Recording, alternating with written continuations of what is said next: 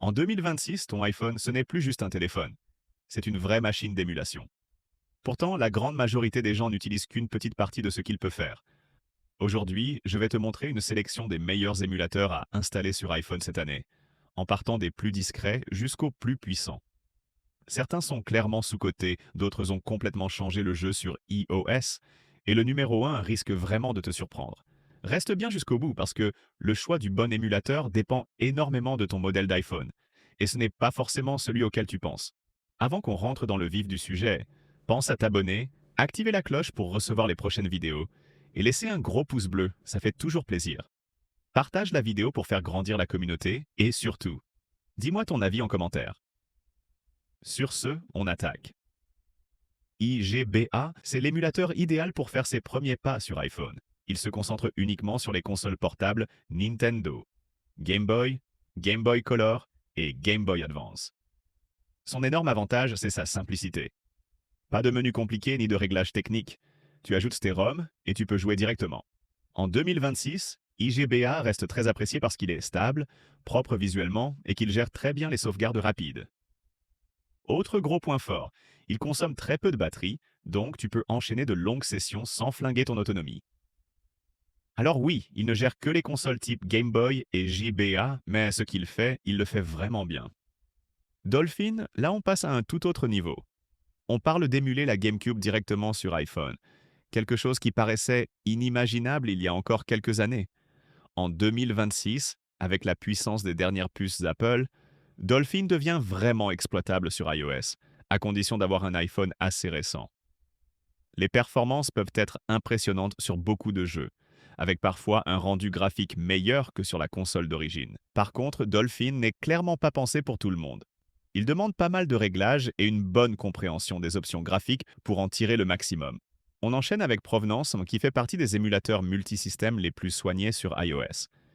Il prend en charge un large choix de consoles rétro, comme la NES, la Super NES, la Game Boy, la Mega Drive ou même la PlayStation 1.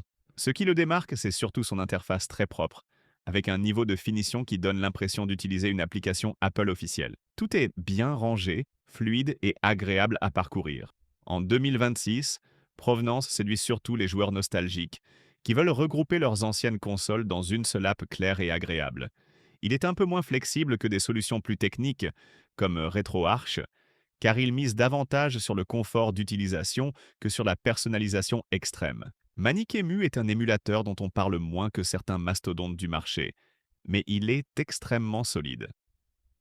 Il mise avant tout sur les performances et la stabilité, avec une bonne compatibilité pour plusieurs consoles rétro comme la NES, la Super NES, la Master System, la Mega Drive, la Dreamcast, la PS1 et surtout la Nintendo 3DS. Son gros avantage, c'est sa légèreté. Il tourne très bien, même sur des iPhones un peu plus anciens, sans trop solliciter le processeur. En 2026, Manikemu est souvent conseillé aux joueurs qui veulent une solution fiable, efficace et moins usine à gaz que certains émulateurs ultra complets. L'interface est assez simple, parfois même un peu brute. On passe maintenant à Folium, qui marque un tournant important sur iOS parce qu'il ouvre la porte à l'émulation Nintendo 3DS directement sur iPhone. En 2026, c'est presque une petite révolution. L'émulateur est encore en développement, mais il permet déjà de faire tourner pas mal de jeux avec des performances très correctes sur les iPhones récents. Folium vise surtout les utilisateurs curieux, prêts à tolérer quelques bugs ou petites imperfections. RetroArch, c'est un peu la boîte à outils ultime de l'émulation sur iPhone. Il peut gérer des dizaines de consoles différentes grâce à un système de core qu'on ajoute en fonction de ses besoins.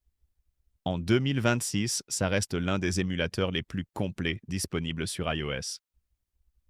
Tu peux y faire tourner de la NES, de la Super NES, de la PS1, de la PSP, de la Game Boy Advance et bien d'autres machines encore.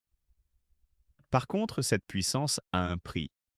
L'interface peut sembler compliquée au début et demande un peu de temps pour être PPSSPP reste en 2026, la référence absolue pour l'émulation PSP sur iPhone. L'émulateur est très bien optimisé, globalement stable et capable de faire tourner la majorité du catalogue PSP en haute résolution, souvent avec un rendu plus propre que sur la console d'origine. La configuration est assez simple. Il gère les manettes externes et propose de nombreux réglages graphiques pour ajuster la fluidité et la qualité d'image. Sur iPhone, PPSSPP se démarque par sa fluidité et sa fiabilité.